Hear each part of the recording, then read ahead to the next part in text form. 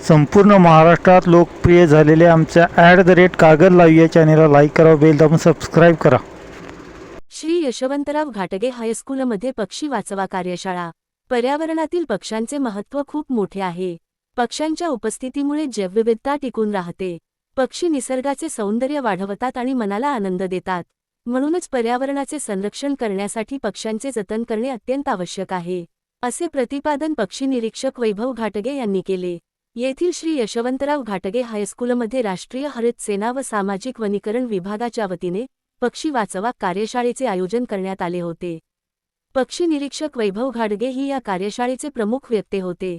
सामाजिक वनीकरण विभागाच्या वनक्षेत्रपाल सौ. स्मिता डाके, वनपाल अंबाजी बिराडे, मुख्याध्यापक एस पाटील यांचे प्रमुख उपस्थित होती. श्री घाटगे म्हणाले, पक्षी पर्यावरणाचा समतोल राखण्यात महत्त्वाची भूमिका बजावतात. ते कीटक खाऊन शेतीचे नुकसान कमी करतात, त्यामुळे शेतकऱ्यांना मदत होते. पक्षी बिया पसरवतात, ज्यामुळे नवीन झाडे उगवण्यास मदत होते. काही पक्षी फुलांमधील परागकण पसरवून परागीभवनात योगदान देतात. ते मृत प्राण्यांचे अवशेष खाऊन पर्यावरण स्वच्छ ठेवतात. त्यांच्या हालचालींवरून हवामानातील बदलांची माहिती मिळू शकते.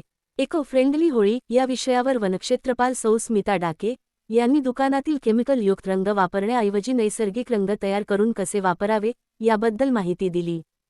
तसेच 15 ते मार्च 22 हा पाण्याचे महत्त्व जगाला पटवून देण्यासाठी जल साक्षरता सप्ताह म्हणून साजरा केला जातो.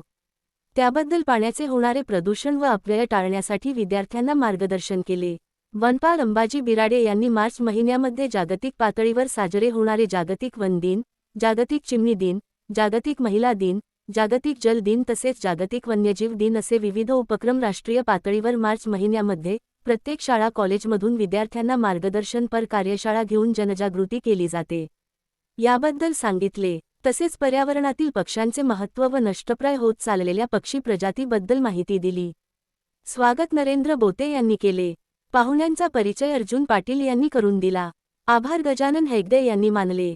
यावेळी संग्राम भोसले, धनंजय साळुंखे, रावसाहेब गावडे, शुभांगी खोत, कांचन भालबर, अंजुम मुजावर, सोनम हेगडे आदी शिक्षक व विद्यार्थी उपस्थित होते.